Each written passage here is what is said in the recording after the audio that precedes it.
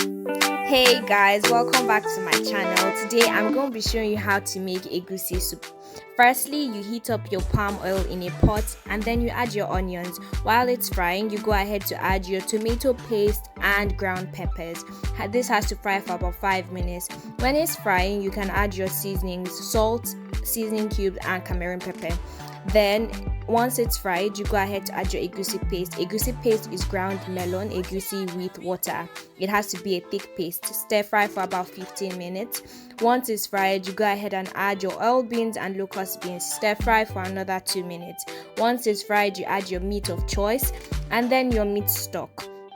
This has to be added first so that the fish doesn't get pieces to the soup because you add your fish next. Then add water and ground crayfish. Stir and leave it to cook for about 5 to 10 minutes, 10 minutes actually. And then when it's cooked, you go ahead and add your vegetables. I used blanched spinach and basil. So I stirred in the spinach first before adding the basil.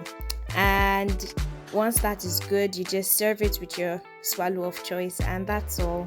Please like, share, comment, subscribe,